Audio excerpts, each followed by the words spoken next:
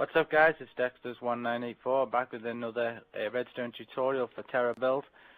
What we're going to do today is we're going to show you how to set up some gates with Redstone. Now if you haven't seen some of our previous Redstone tutorials from all this nice Redstone you can see just to the side of us here, then just go ahead and check out some of our earlier videos and check out some of the simple forms of Redstone 101 class running here with Canada Tamala. So today, as I say, we're going to go through some gates and some simple functions, what you can do with gates, and try and describe what you can and can't use them for. Okay, so obviously we'll start off with a really simple gate, and this is probably the simplest gate of them all. It's a basic input and output gate. So, okay, so just to get it down to the simplicity, this is a simple input-output gate, and basically all it means is the fact that you can either not have an input going in, or you flip the switch and then there's an input going in. So this is an input and output gate. Now it's not limited to a lever. You can use a pressure plate or anything else that activates redstone, from a torch to pressure plate to a button. It could be a separate circuit activating it, but just so you know that this is basically classed as an input-output gate.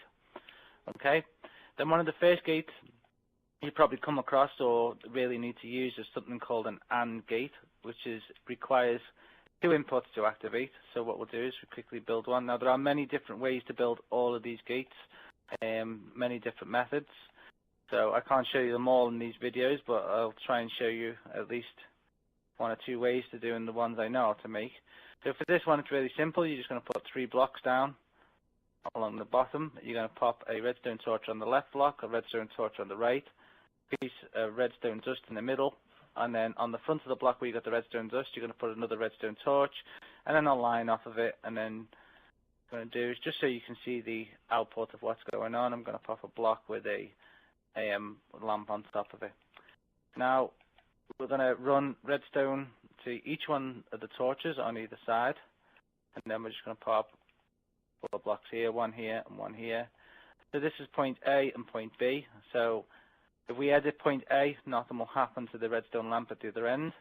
If we edit point B, nothing happens to the redstone lamp on the end.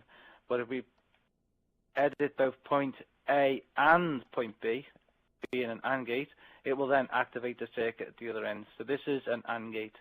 So this might be if you want 2 conditions active. You might have a switch hidden in your house and another switch down at the secret door you've got in your lair to activate. You might want 2 points at which to activate the circuit to make sure no one can just walk in and activate the single switch and begin to edit. So if you want to lock it so nobody can get it out, you could use it as a locking mechanism or something of that nature. Okay, so the next thing we can look at is something called an OR gate. Just get rid of this sheep out of the way. And an OR gate means one or the other has to be active, so really simple OR. So we'll just pop 2 blocks here. Lever on the front, so this is A and B again. So pop these like this. Block, a lamp on the top. So on this gate, really simply, either or can be active to activate at the same time. Okay, so point A or point B can be active. As long as one point's active, then the actual gate will work. Okay, so this could be if you want the street lamps active, or you want to activate the door from 2 different positions, like inside and outside, you could turn it on. The only problem with using this for, say, a door is the fact that you have to switch both switches off in order to reclose the door again. So it might be useful for, say, getting into your house, but if you have, again, a secret door and you want to activate it and leave it active, you could flip a switch so nobody could shut the door or begin to tamper with anything. So that's an OR gate. So the next gate we're going to do is a bit more complicated. It's an XOR gate. Okay, so pretty much similar to this one, but it allows us to activate 2 individual positions at once.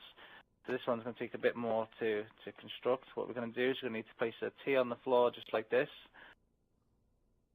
and then miss a gap out and flip them to there. Oh, it's getting a bit dark over here. Let's turn the light on.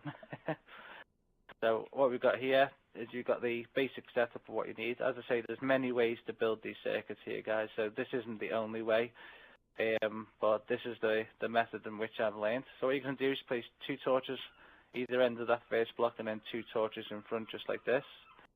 Then what you're going to do is place a 3rd torch on this extended one here, and then a torch on the outside of these 2 here.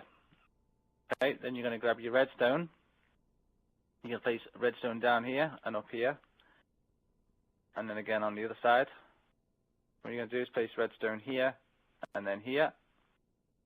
Okay, and then we're going to put the redstone lines, one down to here, one down to here. Finally, put our A point and our B point here, and then a switch here and a switch here. Oh, sorry, I forgot to wire up the output. Let me just do that now for you. So in between these 2 torches at the end here, we pop a piece of redstone dust and then a line there, so we can now see the lights on. So like before, you can flip one switch, it will activate it, but then when you activate the second switch, it will then turn it back off again. So it only needs one input to actually activate.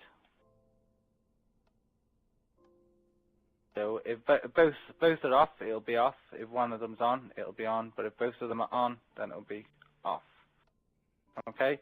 So this is useful if you want to override something in case 2 people activate the circuit at any given time. You can shut the circuit off so it doesn't become damaged or anything like that. As a simple example of what you can actually use this for. Okay. It wouldn't necessarily be useful for an inside-out switch on a door, basically because you're required to switch it on and off again from the same position. Because if you've got it switched on, so it opens the door on the outside, and then off again when you come inside, when it comes to flipping it around the other way, it doesn't necessarily work in the way in which you're thinking. Do that.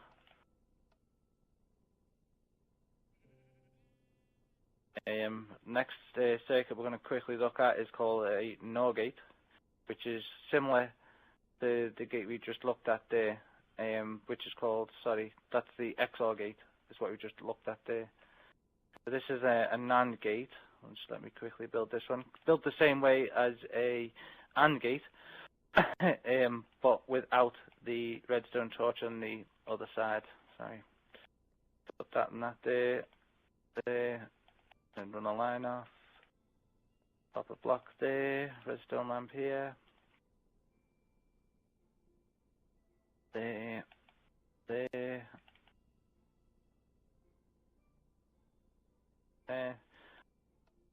So an AND gate requires both systems to be active before it'll edit. See that? You can activate point A and point B. Won't.